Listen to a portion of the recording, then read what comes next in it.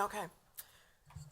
Welcome to the August 11th meeting of the Redistricting Commission. Would you like to go ahead and call the roll? Yep. So let's see. Commissioners Porter, Here. Pederzani, Present. Leslie Canty, Nave, Clark, Arnett, Here. Wagaman, Here. Hill,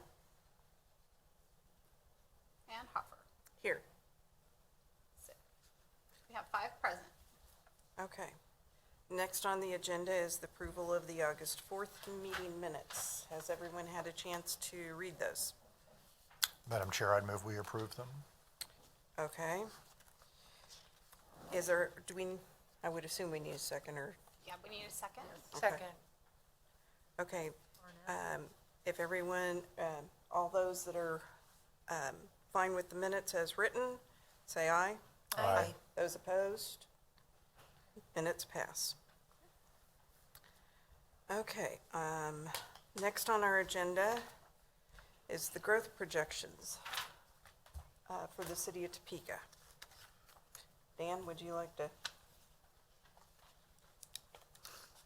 take the podium, I guess?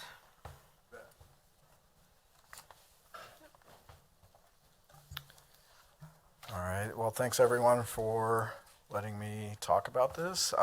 Dan Warner, I'm the Planning Division Director for the Planning and Development Department.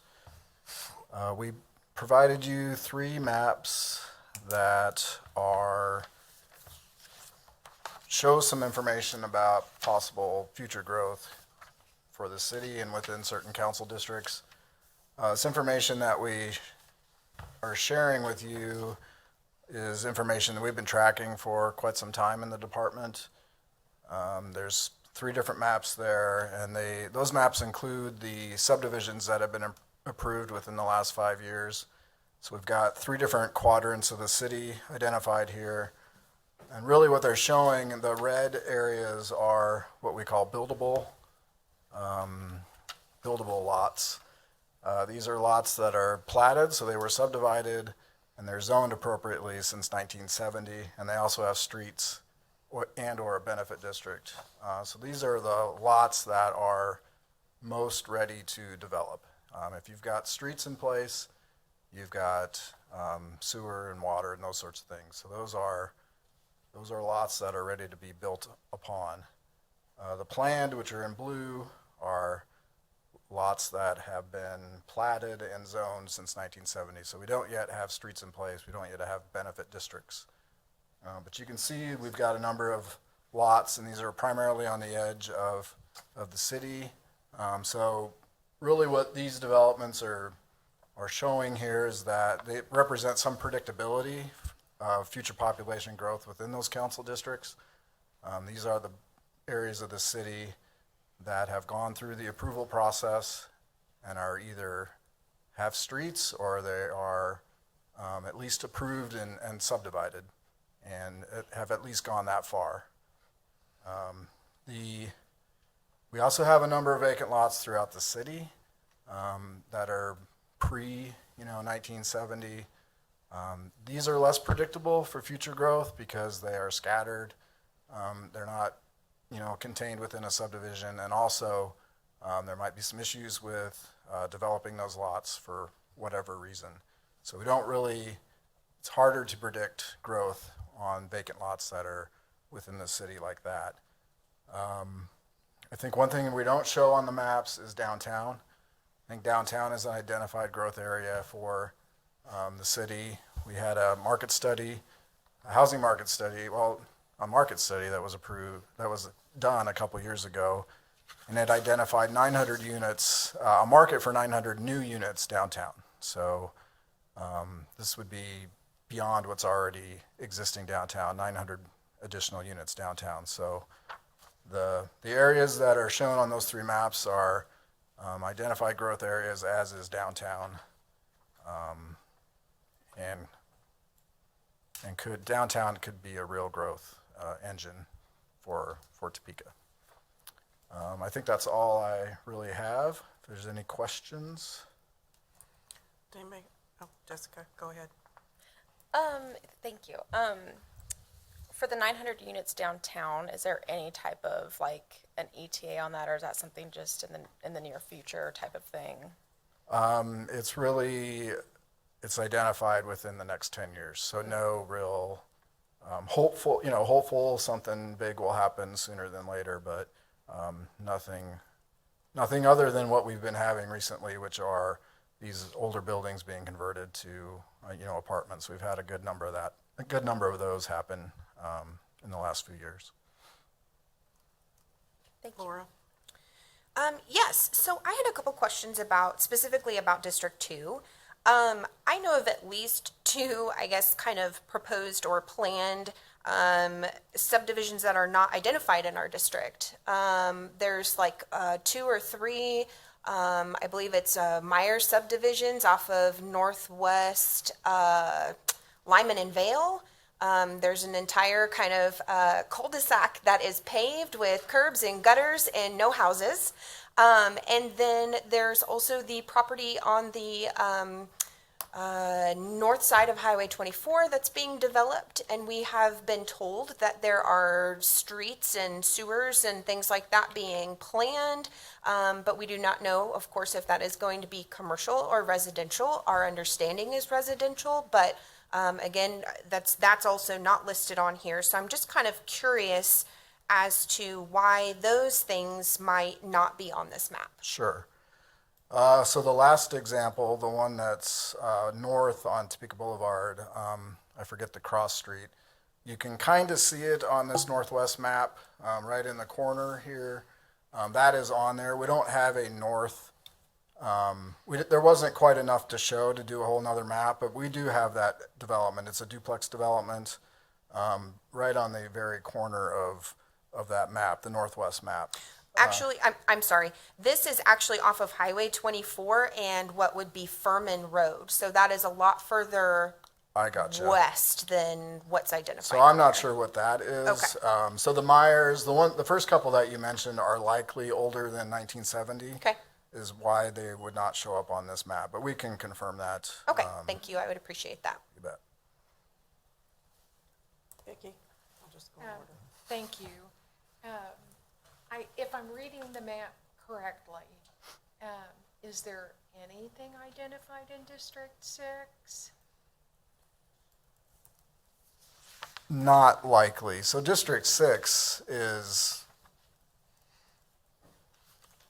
I would say, if not 100%, pretty close to 100% developed.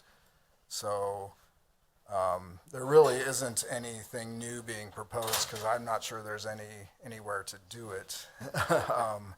There might be some opportunity for some redevelopment of maybe there's an old church that could convert to something new. So those sorts of things, but we don't have much information about that until we get it from somebody. So I would say District 6 there just really isn't much room there.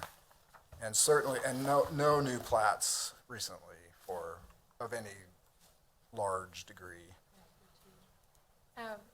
You may or may not know the answer to this, but do you have any idea of the vacancy rate of housing in District 6? No, I do not. Thank you. Thank you. You bet. Jeff? Yeah, Mr. Warner, thank you very much for being here tonight. We appreciate it and we value your comments. So I'm looking at District 7 and In the wrong spot. kind of the large number of buildable plats and planned plats.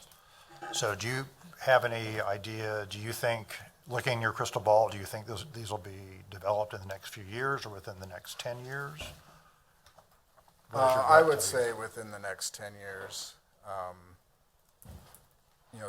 Specifically that stuff that's kind of south along. Are we talking about District 7, is that right? Yeah, District 7, yeah, down South off Wanamaker. South along Wanamaker Road there. That's been filling in over the years, and the issue with the blue is just getting some new streets in there to start that up. So yeah, I would say that I would say that will probably fill out within 10 years. and I'm just going to guess, and I would ask you the question, in each house, would you estimate there'd be two or three individuals there? Or I'm thinking voters as we look at population projections. Do you know about that? I think we, and maybe don't quote me on this, but I think we use 2.4 as a household size, typical household size when we do population projections. That might be different in a downtown area, for instance. It might be, it probably is less than that. So, but a typical kind of suburban area would be probably about 2.4. So that'd be an individual home versus a multifamily apartment type complex? Yeah, multifamily complex is probably it's a lower number again per unit than the home. Some of these, I want to note that some of these lots could be duplex lots also, so that would mean they would have double the number of people potentially, or at least double the unit count. And does plan mean that there are already streets and sewers there, or that there's been permits given to developers to put that in? I forget what you said. Yeah, let me explain that again. So the red is the buildable. The buildable are, they have the streets and or a benefit district. So they've gotten approval from the governing body to do a benefit district. The blue are areas that to this point have just platted. Okay. So they have not taken the next step to ask for a benefit district or get the streets constructed. Okay. Thank you very much. You bet.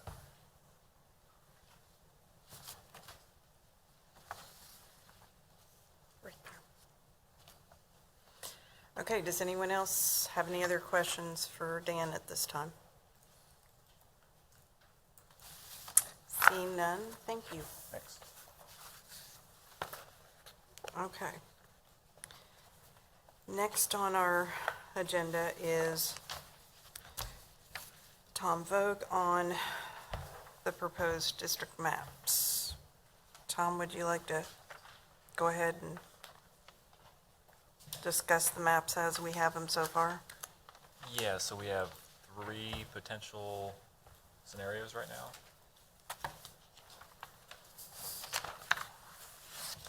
Plan A was one of the first ones with 5 changes. There would be 5 precincts changing.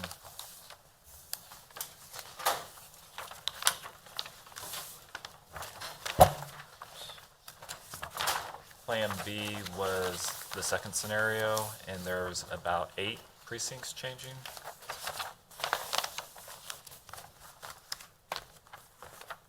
And then we have a third plan that takes the NIAs into account. And this one, we have about 51 precincts that are changing.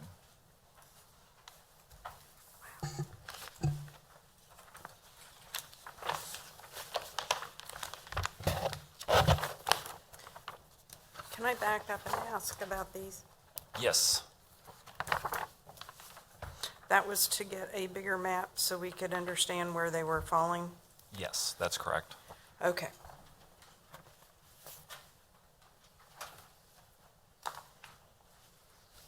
Okay, does anybody have any questions?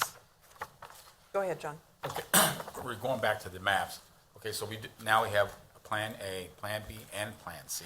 And C is the one that was introduced tonight, correct? Correct. Okay. And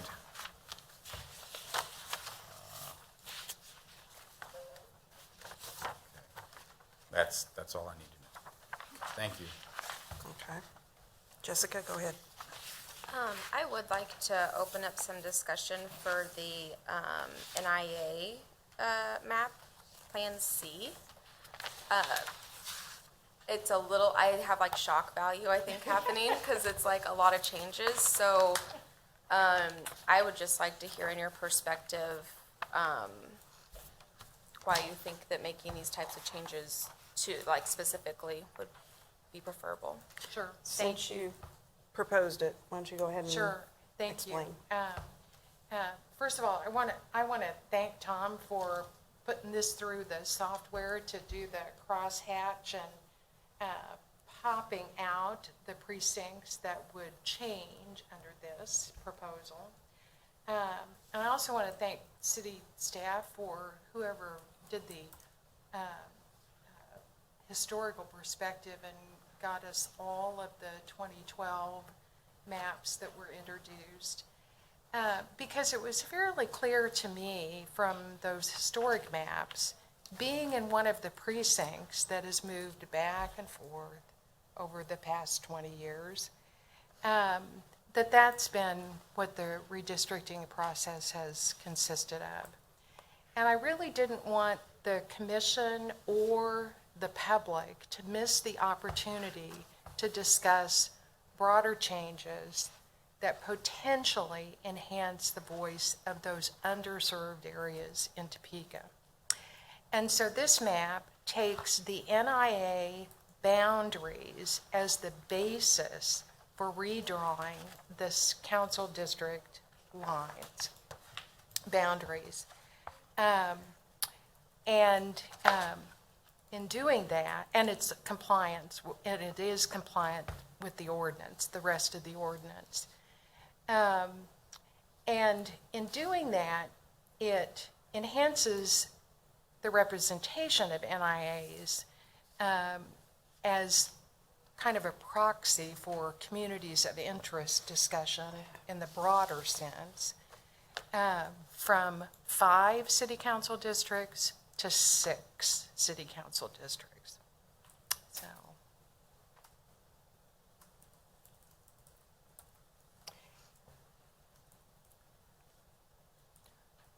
I just want to say thank you for proposing this.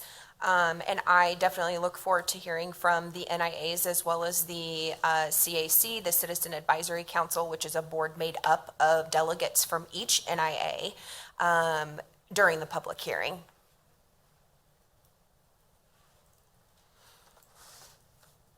Okay, I guess I'm going to ask, Tom, can you kind of explain the NIA map, just itself?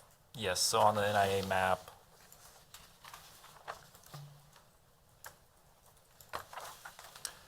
that is a map of our current council boundaries, all shaded different colors.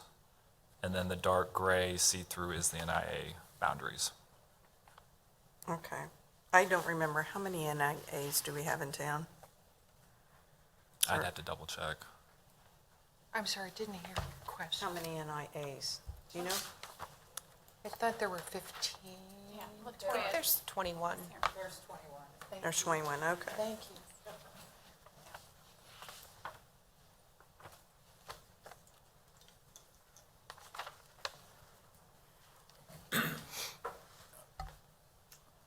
Madam Chairman? Sure. If I may. Go ahead. Okay, so this redistrict, current population with the NIAs, this is the one you're referring to with the dark gray? Yes. Okay. And, Okay, this is north. okay, so, and you can, okay, and this is where the gray outline is where the NIAs are, this gray outline, correct? Yes, that's correct. Mhm. Okay, so now with this shock map, this really is aimed to, this is aimed to reduce the city council members' districts? No, that wouldn't be in keeping with the ordinance. But did I miss something? Did you? It keeps the, if I could Go ahead, respond. Vicki. It keeps the NIAs as whole as possible.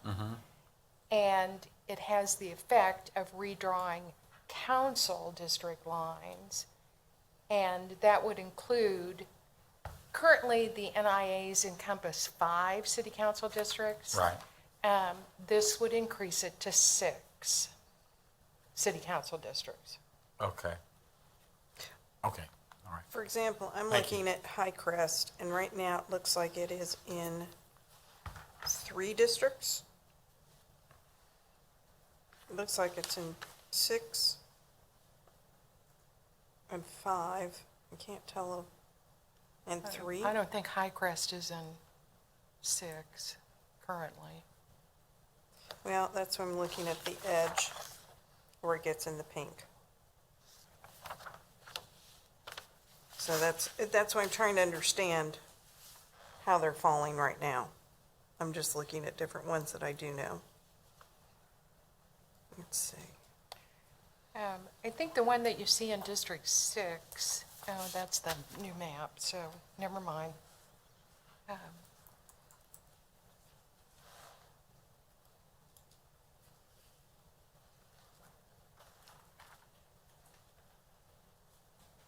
Some of these are pretty split up, so I'm just trying to figure out how they're, If I may comment Sure. on this map, okay. So as I'm kind of looking at this and thinking about how NIAs function when it comes to applying for and receiving grant funding, just a concern of mine would be that if we draw, I firmly, believe that the NIAs should have a say in this, obviously, during the public hearing. But I do have a little bit of a concern with the fact that I feel like we might be alienating and/or reducing the ability for some NIAs to qualify for grant funding, only because, you apply in your NIA block, right? Or your NIA boundaries. So if a boundary covers 2 or 3 districts, that's 2 or 3 districts that are benefiting from those improvements. Whereas if they are encompassed in one district, it is only that one district receiving the benefit of those improvements. So that's just a concern I'm just wanted to voice. And like I said, I definitely look forward to hearing from the NIAs and the CAC on this as well.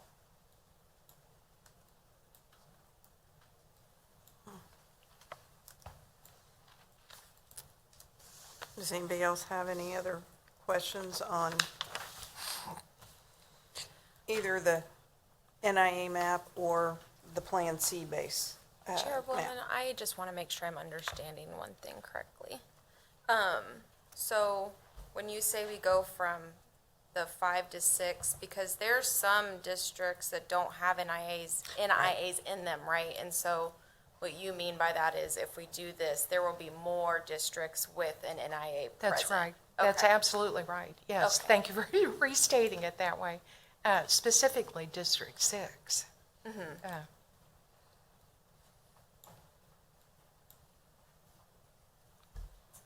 Chair, Sure. if I may, LaToya is responsible for all the NIAs, and do you have anything to add to this that might enlighten us? If so, if you would come to the podium so that we can.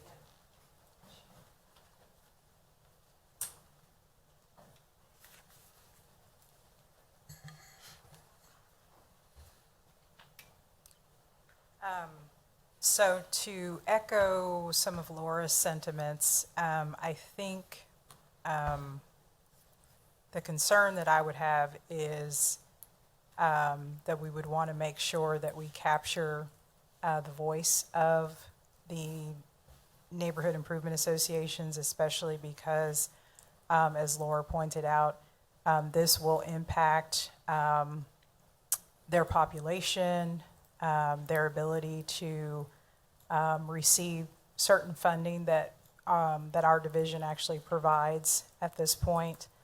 And it would also impact the amount of funding that some of them are currently receiving, if I'm understanding and sort of looking at the maps correctly.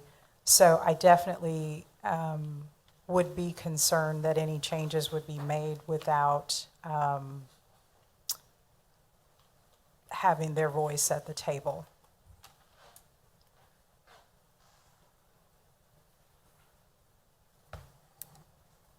Does anybody have any more questions for LaToya? Can Sure. I ask a question? In what sense might it impact the population of the NIA's ability? Because it doesn't reduce any numbers anywhere. Okay.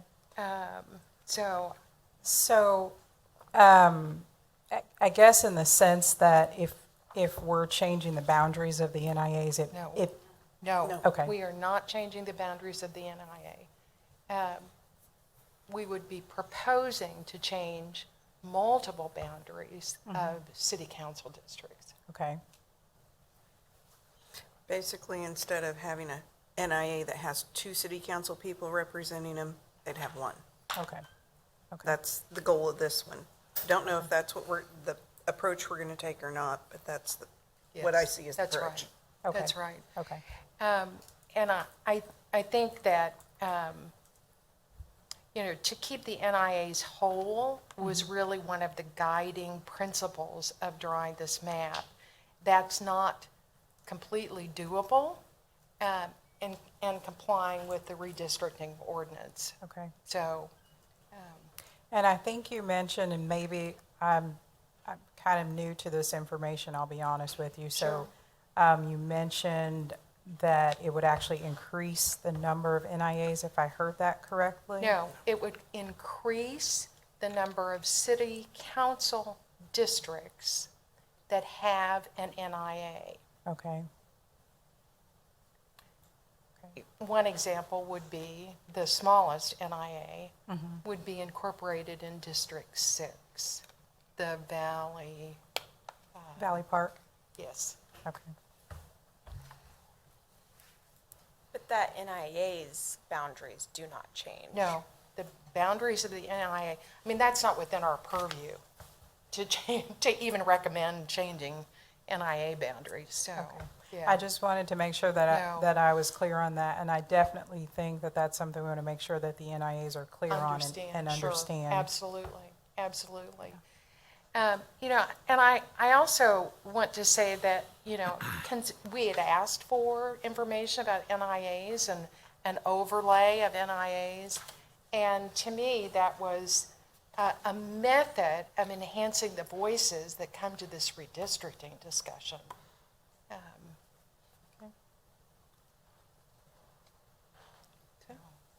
Any other, go ahead, John.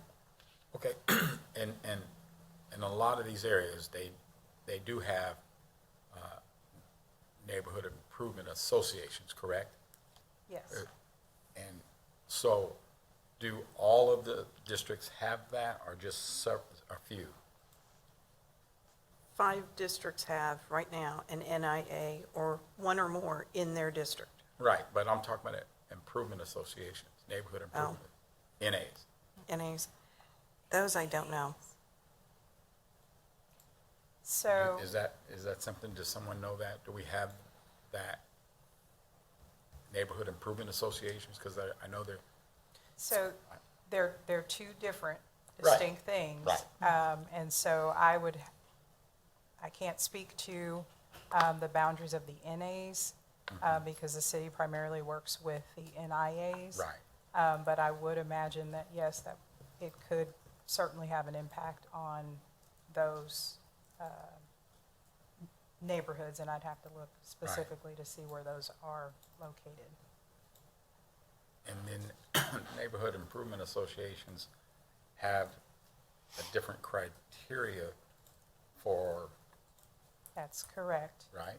And so I guess that's part of the question here with the funding. Right, and so a lot of times I've heard that, the NAs, neighborhood improvement associations versus the neighborhood, NIAs, they were always kind of unbalanced.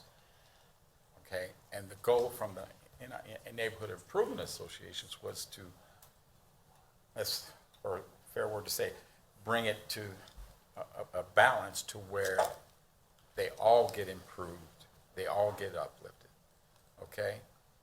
And so the question then becomes, what can be done to improve the concerns that you have with areas of all the districts that could use that improvement? Does that make sense?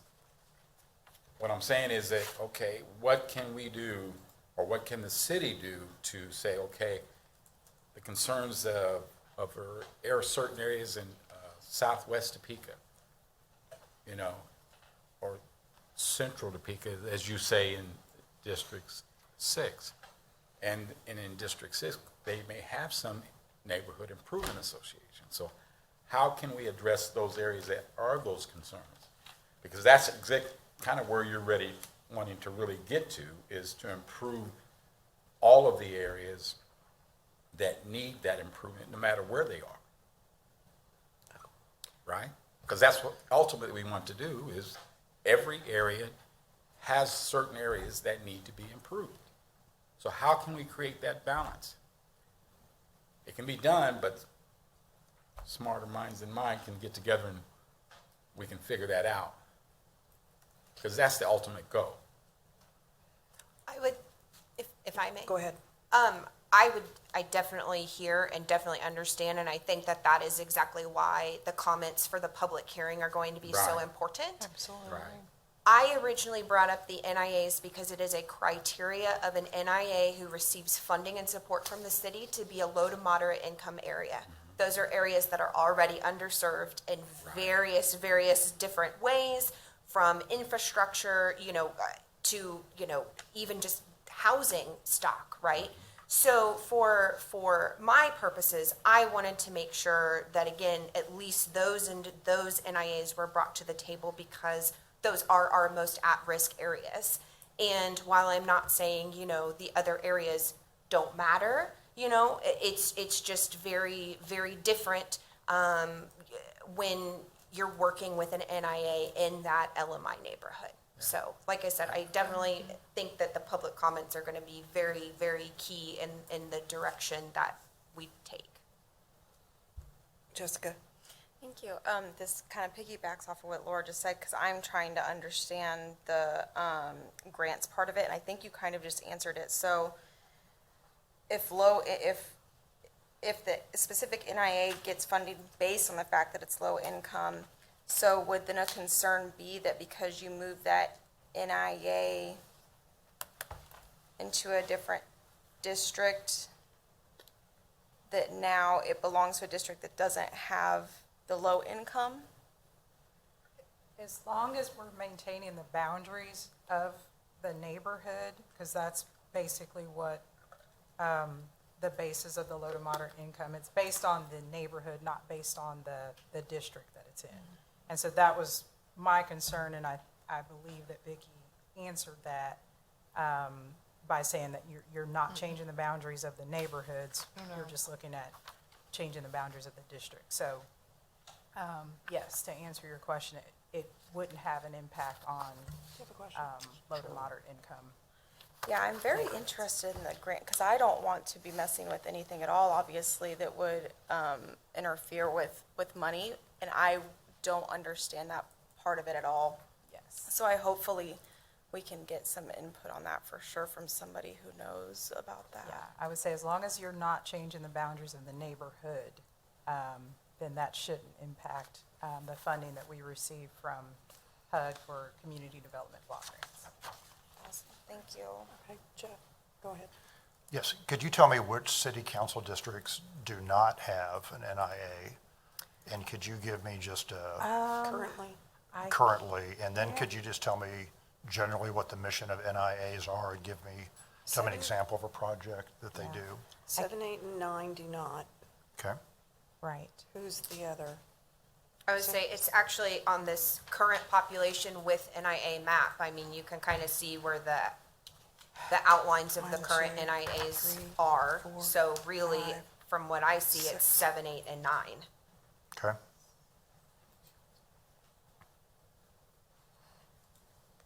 And so they apply for grants for, They can apply for grant funding through the Community Engagement Division, which is, I didn't actually introduce myself, LaToya Burnett, the Senior Community Engagement Coordinator for Community Engagement Division.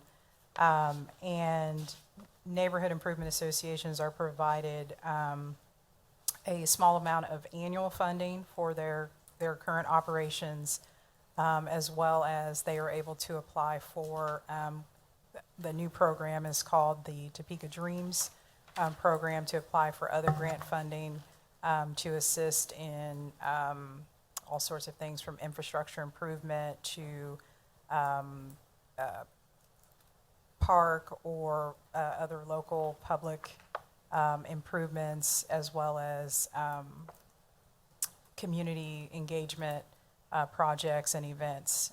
So there's a large range of funding that they're able to basically apply for that can help their neighborhoods to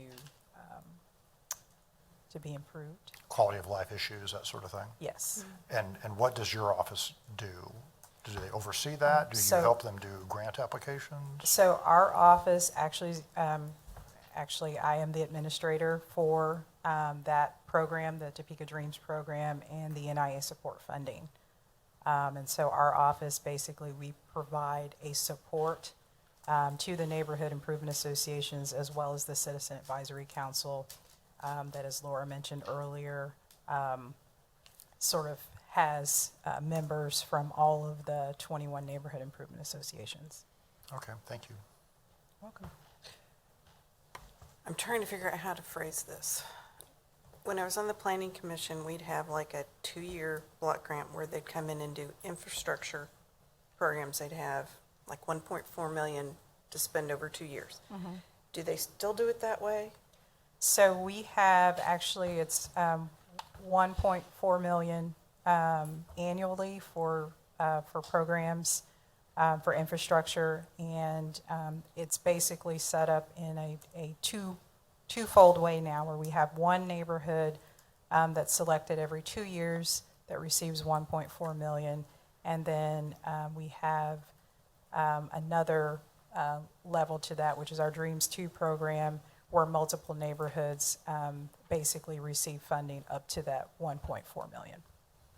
And so it doesn't matter which one they rotate on who gets the 2-year grant. So the neighborhoods are able to apply the 2-year grant. What you're talking about is our Dreams 1 program, where one neighborhood would receive 1.4 million. And basically, that is targeted to those neighborhoods that are considered critical or at risk, very low at risk of become, or very high at risk of becoming critical neighborhoods. But it That's- doesn't matter where they are in the city or whose district. won't It's say- just who applies. I won't say it doesn't matter where they are within the city. It has to be one of those 21 neighborhoods. Right, I'm Yes. talking about the Yes. NIAs. Yes. Okay. But as long as I mentioned, it doesn't appear that you guys are talking about changing the boundaries of the neighborhoods, then that would still remain the case. I just didn't want to have like one go into where it's the only one in its district and get slighted a little because of their location now. As it's more based on the condition of the neighborhood. That's correct. Okay. That's what I was worried about. Okay, any more questions? Okay, Well, thank you. thank you. Okay. Does anyone want to ask any more questions about map C? Do you want to study it some more before next week? Because that is a lot of changes to figure out to grasp all of this. Madam Chair, you had asked, and I wanted to ask, the process for understanding, will this be posted on the website? Okay. So that we can be sure and have it out there for the public comment. So, thank you. I just had one more just kind of thought here, and it's just that, again, I do think that the NIA consideration is obviously important. I do think that their voices are important, but at the same time, looking at this map, it is not it does not solve the issue for every single NIA, if I'm reading this correctly. So, it's a lot of changes to keep the majority of them whole. But again, it's a lot, just a lot to take into consideration. So I would hope everyone would spend some time with this and also talking to your NIAs in your area if you have any. Okay, does anyone have any questions for Tom about any of the maps, or if you have any questions on specific areas that you have a question about? I mean, we've covered the NIAs. We really haven't looked at the at-risk neighborhoods, but I'm not sure if we need to or not, because I don't know that that'll make much difference on the districts. I guess I'm trying to get to the point where, is there anything else that's going to affect what you think we should do with the districts? I know one of the overarching have-to is keeping the city council person, the current one, in their district. That's first number goal. one. Yeah, number one goal. I mean, Do any of you have other items that I guess I'm trying to get to a list of things that maybe are our have-tos to give us some guidance when we're looking at each of the maps.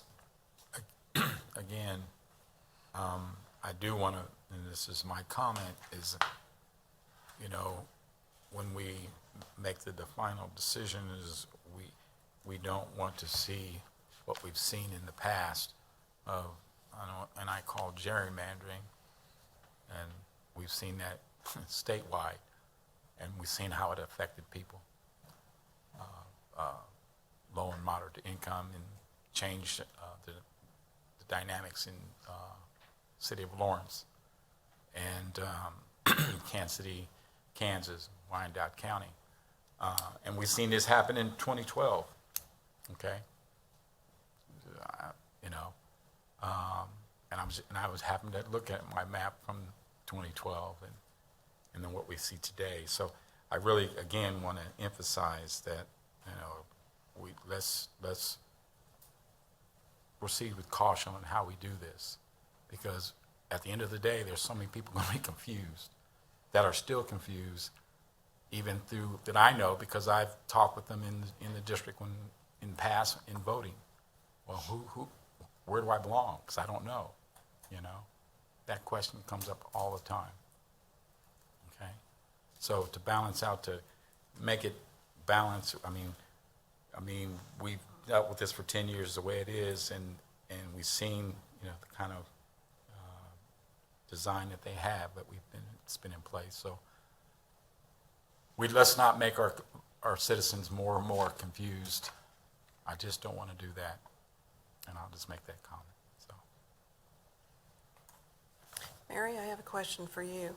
Once this is decided upon, before the next election, not the Topeka main one, but the next city council election, the election commissioner would send out postcards saying you are in District 7, you're in District 9, so they'd know. Well, I think the election commissioner just sends it out and just says what your precinct and your ward is. right. It won't say It anything won't say about anything what about- council district you're No. in. Okay, that's something I wanted to know. Jessica? Thank you, Chairwoman. I was actually wondering, just because the NIA map, it's a little hard to read, and I wondered if we could get, like, without all the squiggly lines, like, this is what it would look like if we changed it, and put it next to what What we it have currently today. is. Because it's just a lot of, like, lines and colors, and I think I'm getting it, but I think I'd understand it more, and possibly everybody would, if we had it like a full-on map, as if it looked like our original one. You know what I mean? Without the dashed the lines. Yeah, and then we could put them right next to each other. I would just really like to see that. Yeah. Madam Chair. Tom, would it be easy to do if like putting the NIA emblem or the name of that NIA in letters? Okay, this would be NIA, you know, Yeah. That way we could, okay, there, we see it. And it can give us a little bit more clarity. Yeah, we can. Because it does look very confusing, Yeah. you know, it does, so. Yeah, I remember some of these, but I don't remember all Right, 21. Yeah. So it's hard to put them all in. Jeff, you had a question? Yeah, so back to the question on what city council district individuals would be in after the city council adopts the map. So I guess my question is for Brenda or Gretchen or Mary, is there a current process, whether there's a map online or an email address where individuals can take the initiative to reach out to the city and get an answer to that question? And just taking a step farther, when the city council does adopt the maps, I presume there would be some sort of education campaign to let them know, here's who you call or click here to find out what city council district you're in? Yeah, Gretchen Spiker, Communications Director. And currently on the city's website, there is an interactive map where I believe, Tom, you can search by your address to figure out what district you live in. And Okay. we would be sure to promote that. Okay. So I think that's wonderful, and at some point, I think individuals have a responsibility to make that call or to look online to determine that. So, but I'm pleased there's a process for that. Jessica?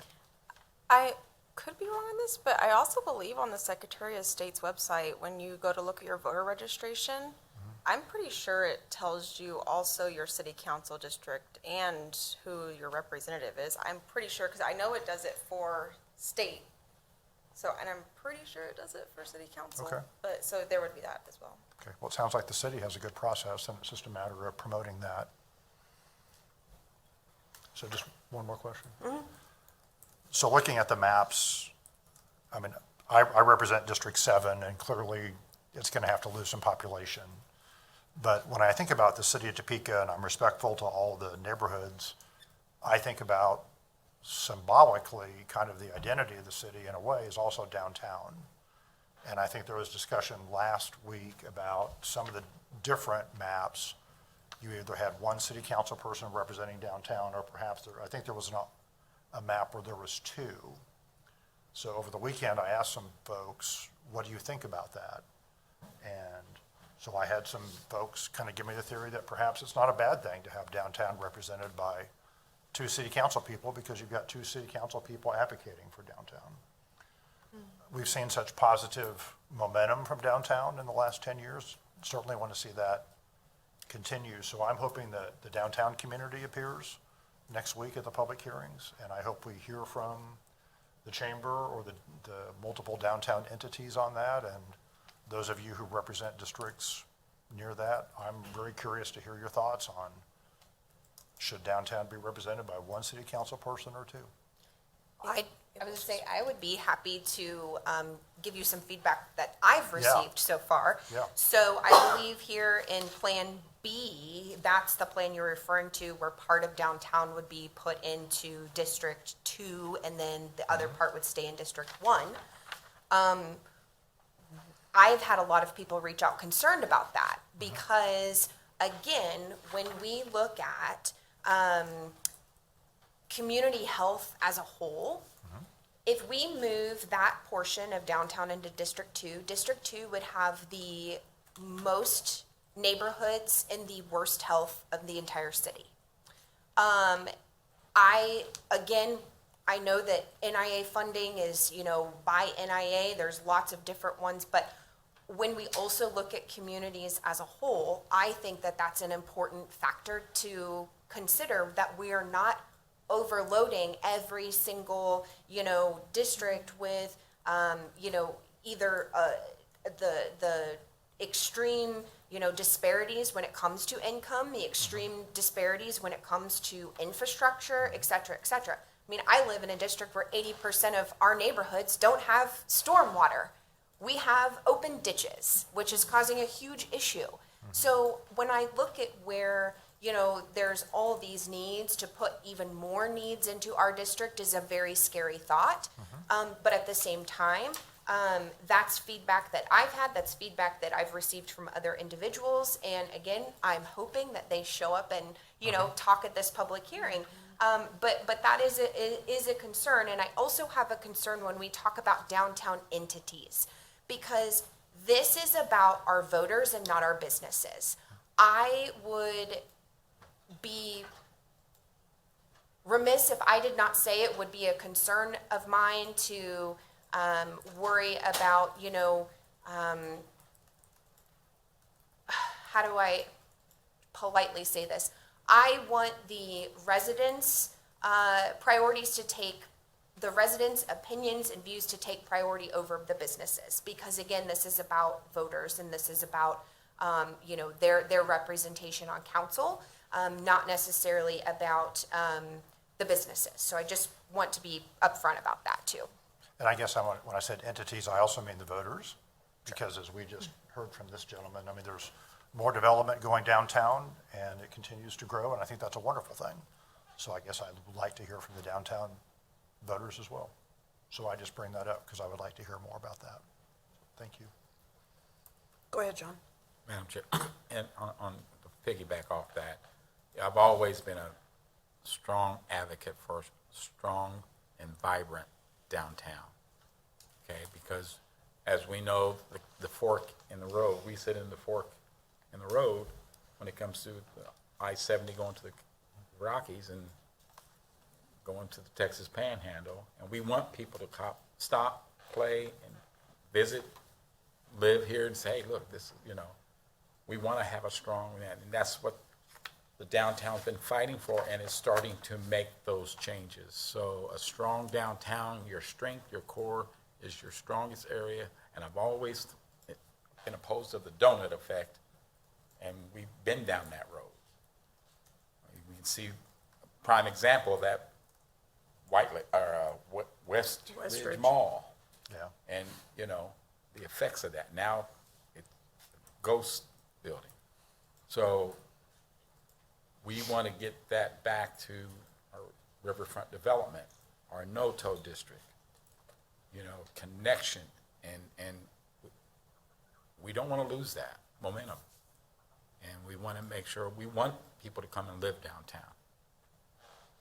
Okay, so there's a lot to take in here to consider, but more importantly is that we want to continue to build Topeka that everybody wants to come to because of the way they've shaped it.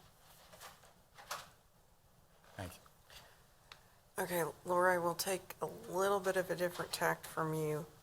I live in 9, I work in 1. Right now, where I work is right by Pole Quincy. So I have had to spend a lot of time talking to Karen Hiller about how we're going to handle different things in our neighborhood. I can't vote for her, but she works very hard for everyone in our area. So I see them as having 2 jobs, to help the businesses so we can continue to thrive, and to help the neighborhoods so the neighborhoods are happy. So it's 2-pronged. Even though I can't vote for one and I vote for the other, I still need to call on Karen to help me with my business. And I also want to say, again, you know, Commissioner Nave hit kind of the nail on the head. There's been so many improvements in downtown. So again, I look at it like, why disrupt that unnecessarily if there's concerns from this area? And again, we would be kind of disrupting progress. I know that I work closely with my city council member, and I will tell you, I don't know how they do what they do, taking on all of the issues and problems of their areas. And so I, you know, have nothing but the utmost respect for them. But again, if progress is being made, do we want to disrupt that? So.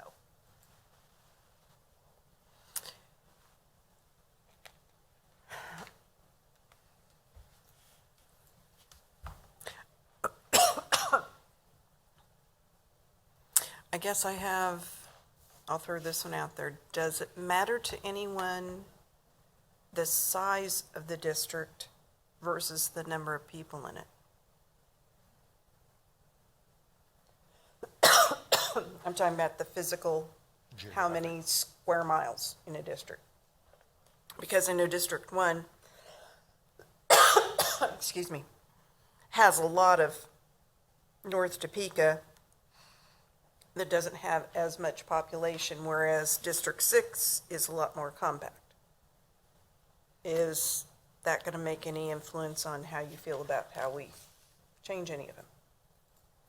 I think that's the city we're stuck with. I mean, because it has to be 14,000. Right, yes.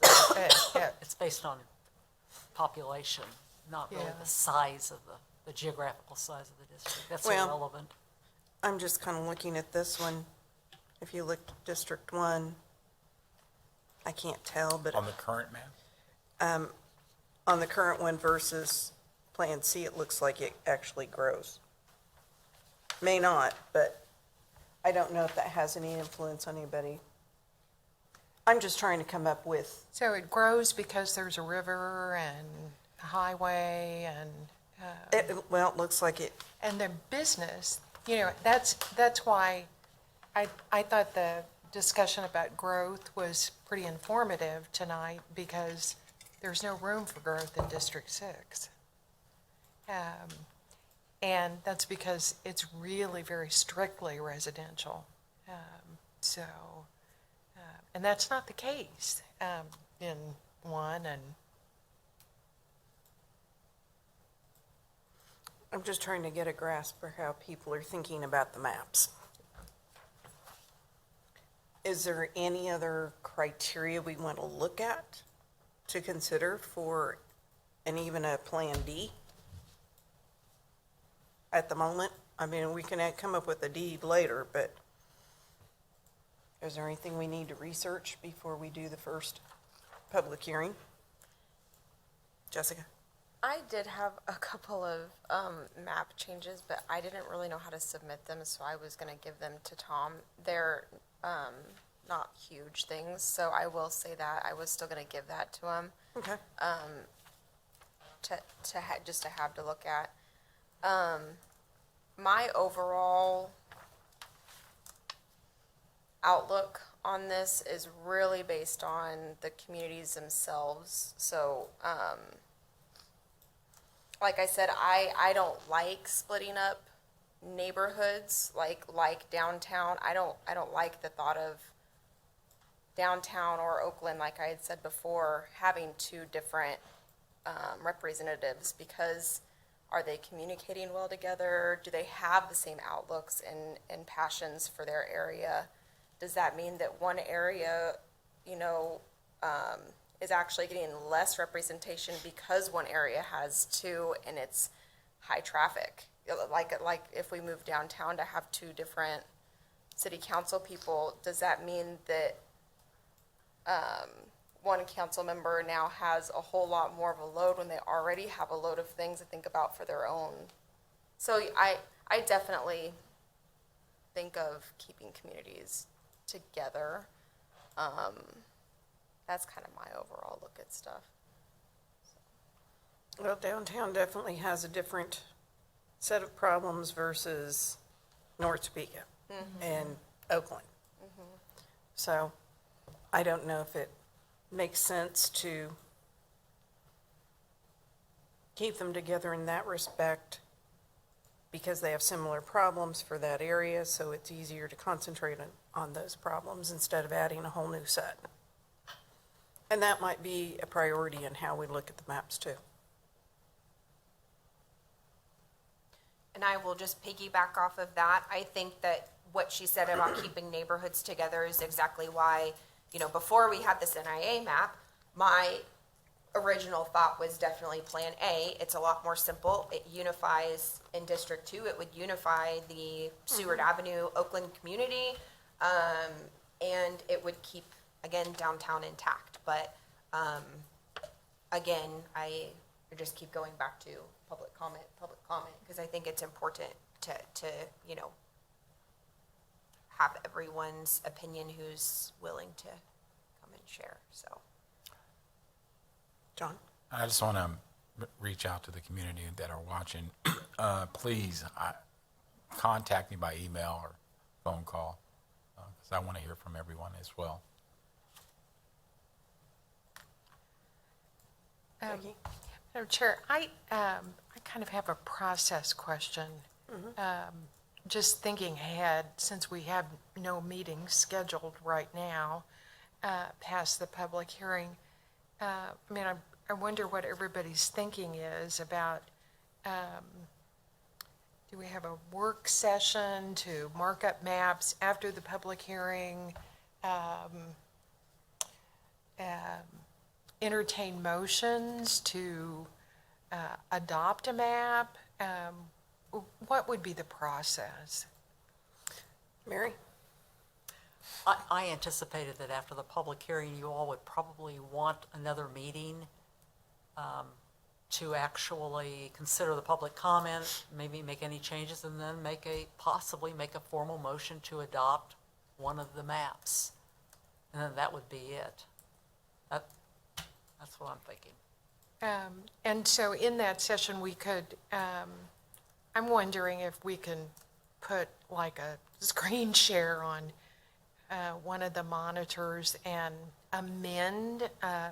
introduce a motion to adopt a map, and then possible amendments.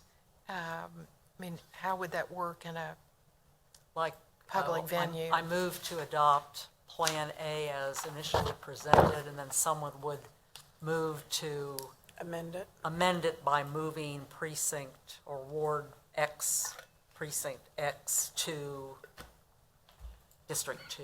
Yeah, and I feel So like that's how I envision it. And so we would have to do that on paper. We couldn't see it and block it out on the screen. It's really, really difficult to do without, I would defy you to define precinct 711 without knowing my address, so. That, I don't know whether that's possible. You mean you would make a motion to move Ward 7, Precinct 3 from District 1 to District 2, and you would want to see that? Yes.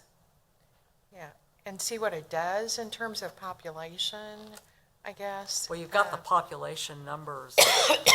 So bring a calculator? I have mine. Okay. I don't, Tom, Yeah, I can plug that in right now if you want to test it out. So you can do that. yes. I know there's a way to do it. Can we do it? But is there a way to project it up so we can see it? Yeah, Okay. we can do it right now, actually. Okay. Which That's what I think you want to know. which ward and precinct were you talking about? Well, we Well, can use she's just 7-Eleven as an hypothetical. example, that, that you could move it around and actually show us what it does. Yes. Okay. This is a great discussion, and so while we're all here, we're talking about the work session after the public hearing. We haven't scheduled that yet, No. No. so have we thought about scheduling it for Thursday, September 1st, or perhaps the next Thursday, September 8th, and just get that on our calendars so we know when we're going to do that? Can we do that? We can. But we'd have to check and see if the room's available and if the staff's available. well, staff will make themselves available. It'd be this room that would be, are you able to access the calendar? Yeah, so for we've got this the room? 25th, I don't have the calendar for this room, but were you thinking the 25th, like a Thursday, or you don't, not said? No, I was pushing it to September 1st or the 8th was my suggestion. Well, what do those dates look like for all of you, September 1st or September 8th? I would prefer September 1st, if at all possible. Me too. Same. The room is available. Okay. On September 1st? Yes. Are you all available September 1st? Sure. Okay, well, then we can Do it, Mike. plan that. There's no objections, we'll just approve that unanimously then. Okay. There we go. September 1st.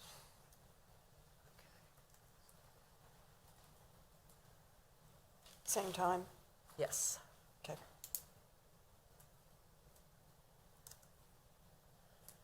Okay, if no one has any more questions on the maps we have at the moment, let's move on to the communications update.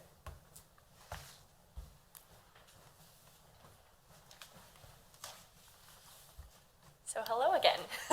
I'll introduce myself again just for the viewers at home. I am Gretchen Spiker, the Communications Director here at the city.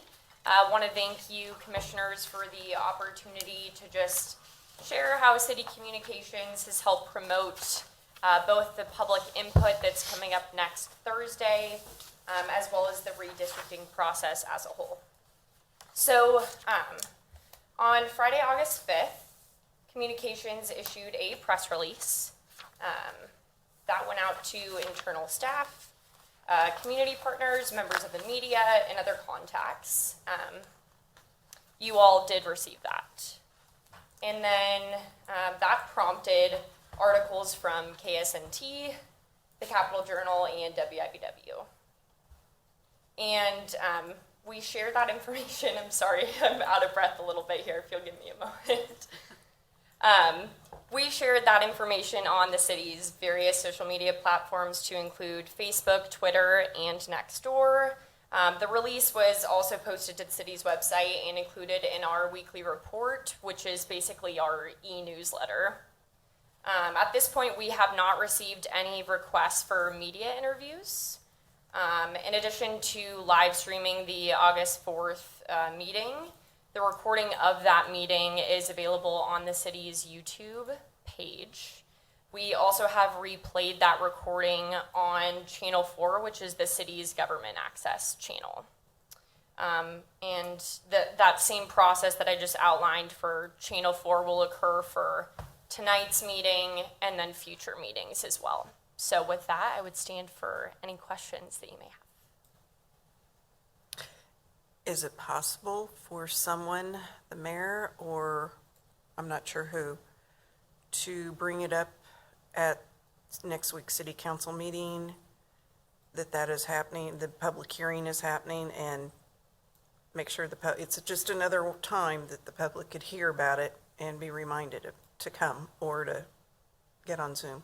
I will certainly put in that request to the mayor and see if he would be willing to share that in his announcements at next week's council meeting. I didn't know if it'd be him or Spencer Duncan, since he's the one who's supposed to be overseeing this. I'll ask both of them and see what they think. Okay. Jessica? I don't know if you're the person to ask for this, so I'm sorry if not, but have we had anybody submitting comment at all? Renta would have received the Yeah, I comment. haven't received any to date.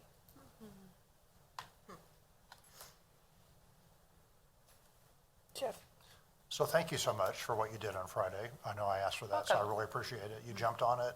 That's commendable. We had results. That's wonderful.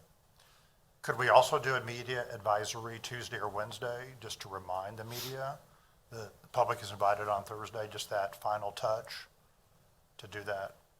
They may or may not carry it, but to email something out to them. Yes, on Tuesday, this upcoming Tuesday, I'd be happy to send out just an emailed reminder to those media contacts and community contacts that received the initial press release, just to remind them of the opportunity, and we can also do the same on social media as well. Yeah, you've done great. Thank you. Any other questions?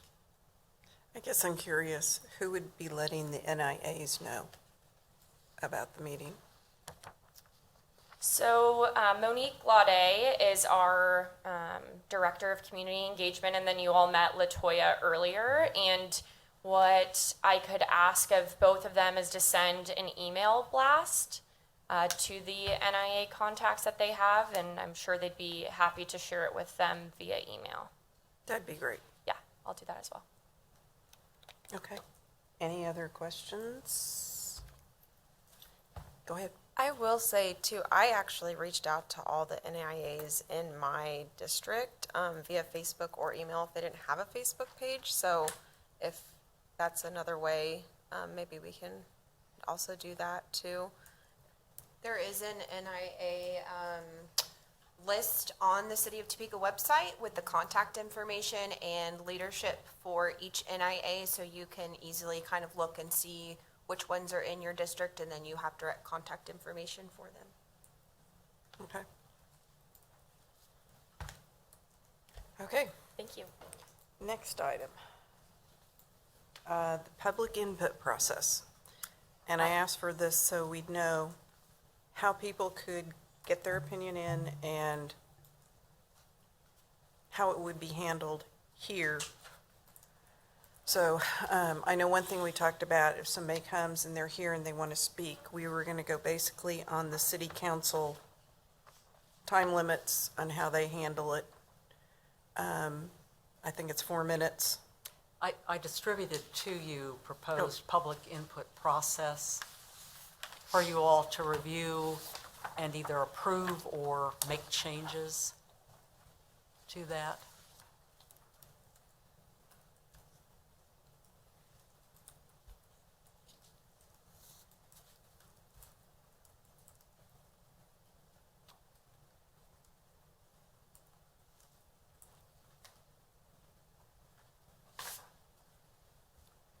Madam Chair. Yes. So they get 4 minutes now.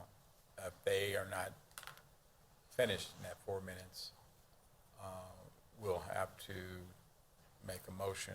Someone will make a motion to allow them to extend. And if you Is that- feel like you don't want to give them a time limit, or if you want a longer limit, we can amend that. That was the starting point. I would recommend we would give them 4 minutes and then allow them by our vote to extend them an additional 1 or 2 minutes. The structure's safer that way because we have what if we have, 20 people sitting back here that want to speak, and we allow them, okay? I appreciate Commissioner Nave's idea. I think that's a wonderful idea, and either we all vote or you as chair will determine to grant them an extra minute or two. I think so. Show a little flexibility is a good idea. Right. I definitely agree with flexibility, but at the same time, maybe we limit it to one extension. Because I have seen in council meetings Right. where an individual receives extension That's- after extension. that's true. So maybe limit it to like 1 2-minute extension. I feel like that would be Does fair. that need to be a motion or voted on that? Or is that okay? No, as long as there's a consensus. The 4-minute rule was implemented 10 years ago. Right, So you all will want to stick with the 4 minutes. There can be a motion to extend for a maximum of 2 minutes, and then that's it. right, okay. Okay, I will make that change. Are there any other changes that you would like? I just want to repeat that in the interest of time and to kind of keep it moving, that we not take a roll call vote, that we can, by acclamation, do a vote to extend. Oh, yes, so in other words, if anyone objects, raise Yeah, the hand. yeah. Yes, okay. Any other changes to the rules? Okay, then by consensus, you all agree with the one change, and I'll finalize that, and then we will post it on the website. So I wanted to, can commissioners interact with the conferees? Can we ask some questions and interact? Sure. So, does that count as 4 minutes? No, I consider that one, and it's when I was on planning commission, if we had questions, that was beyond their time. They got to speak, Okay. and then if the commission had any questions beyond that, that was outside the time, and they had a chance to answer it. Okay. And if you're fine with that, I'd go with the same format.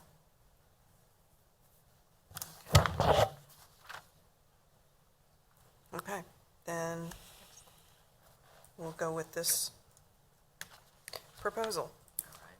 Okay. Thank you, Mary, for preparing that. That's great. You're welcome.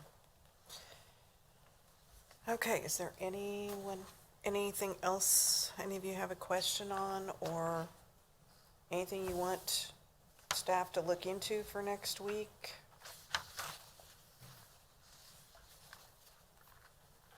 And let me understand this, Madam Chair. We will post Plan A, Plan B, and Plan C. And my understanding, we're going to have big maps, Brenda? So I did have a request for having these large maps on the wall for folks to look at. If anybody's interested in that or agree to that, we could probably have staff create. It would be similar to, used to have large maps of the council districts that you could look and visually see. And so, I'd want a current one too. sure. So it would be, yes, it would be the current map and then A, B, and C is how I would envision that to be on the wall. And then you guys have your, during the public hearing, so folks could look at it. And then even maybe at the September meeting, then you can do your interactive changes or however that's decided. Was everyone fine with that? Okay. Was there anything else you can think of for Jeff? I think having the maps out on the easels is a great idea because people will like that, but it occurs to me folks might want to walk around and look at them. So if that's the case, should we have those set up a little bit earlier at 4:30 or so and allow them, if we have them in this room, I presume, time for the public to look at those maps? And Is that possible? I think so. Easels? Yeah. Okay. I just want to make it as user-friendly and transparent as possible, so. Yeah, Yeah. we'll put it on the wall. And yeah. Okay. Yes. Jessica? I like that idea as well. I will say again, I don't, for the other maps, it's easier to read, but I just have concern about putting the NIA one up like this with the stripes and the colors. I just worry that it's gonna look really confusing to people. So Well, I think just- Tom was going to make a better looking map, and that's the map we'll use. And that's, okay. Okay? I just wanted to make sure of that. Yeah. Okay, anything else for tonight? Marcus, go ahead. Madam Chair, I want to start by apologizing for my absence and tardiness. I was a little out of pocket for a minute, but thank you for having me. All of the commentary has been wonderful tonight. I think as a community advocate, the only thing that I may want to go on the record saying is having NIAs be present for public comment, if there's any way for us as a commission to be more intentional about that particular communication. My experience with the NIAs is much of what you heard today. It's difficult to make contact with them. It's difficult to make them informed and to communicate that. If we could find a way strategically to assign someone or make it a point, Madam Chair, to have someone designated to make that contact, to make sure that they are aware. That way we have covered on our end. We've exhausted, we've gone beyond and over the call of duty of email blast, social media attempts. We've done it. We did it. If we can designate someone whose sole responsibility is to communicate with the NIAs and do their best attempt to do that, I think that covers us. No matter what response we get on the back end, we did our part. We did the best we could to communicate that, make sure you all knew what was happening. Everything was transparent. It was all made available to you. I think anything short of that leaves us in a vulnerable position on the back end. So that's the only comment. Again, apologies for my tardiness. But that's the only comment that I wanted to make as far as NIA communication being more direct. Okay. I take it, Lori, you've been in contact with a few. Yes, and I would happily volunteer myself, if acceptable to the whole, to communicate with every single NIA. I would provide them with links to the current, videos on the YouTube channel so they can watch what has transpired over the last two meetings, provide them with all of the information that we have, as well as the information about the public hearing, if that is acceptable. That's fine. I mean, I had planned on contacting the NIA leadership in District 4. Yeah. And then of course, we're all open to, and welcome to do More any, information. do more, right. The more but information that they get, the Yeah, better. The better. And from more people. That's true. Okay. Any other comments? Then is there anything else we need to discuss that you can think of? No, I don't think so. So then we are ready next week for the public hearing. Is there anything else on the agenda any of you want to talk about before the public hearing?